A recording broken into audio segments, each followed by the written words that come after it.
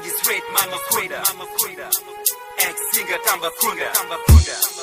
Bon, c'est une opportunité pour nous de pouvoir communiquer directement avec la population de Tambacounda, particulièrement les jeunes, parce qu'il y a pas mal d'opportunités qui existent aujourd'hui dans ce pays.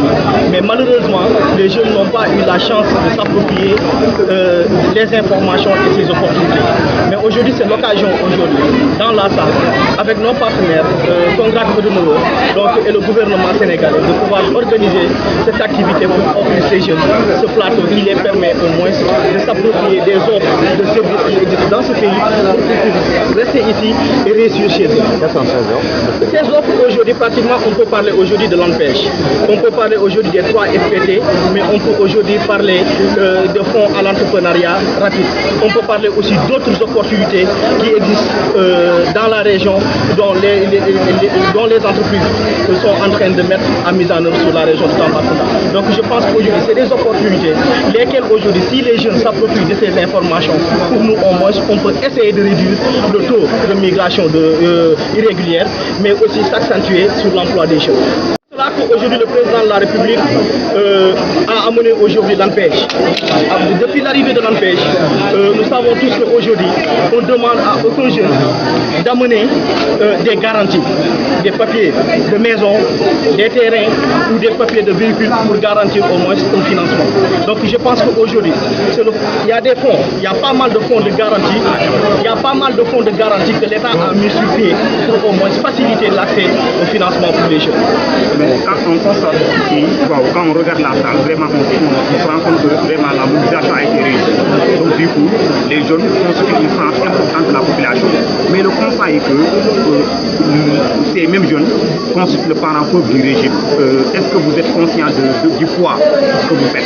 C'est pour cela qu'aujourd'hui, on est là avec nos partenaires du Congrès de Nouveau et d'autres personnes, au moins pour pouvoir régler ce problème. Parce que c'est un problème majeur que nous sommes tous en train de vivre aujourd'hui. Et ça n'existe pas qu'au Sénégal, c'est partout dans le monde. Mais je pense que les efforts sont en train d'être consentis aujourd'hui. Vu que l'importance que le gouvernement sénégalais et ses partenaires sont en train de se consacrer pour accompagner cette jeunesse aujourd'hui. Et je pense que d'ici peu de temps, si les gens se concentrent dans cette affaire, nous pensons que d'ici quelques temps, le Sénégal, horizon 2035, pourra être au moins en vue pour cette affaire.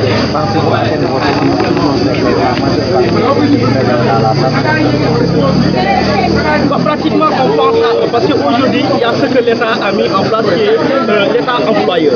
Donc aujourd'hui, si on est diplômé, on a les possibilités d'aller d'identifier l'entreprise que nous voulons pour faire notre formation et l'État va participer dans le salaire, sur les salaires. Donc si on est quelqu'un conscient qu'on n'a pas d'emploi, ni rien, ni de profession, on est libre aujourd'hui en tant que jeune d'aller identifier des ateliers, d'aller identifier des structures qui peuvent nous procurer des formations et l'État va participer sur le paiement.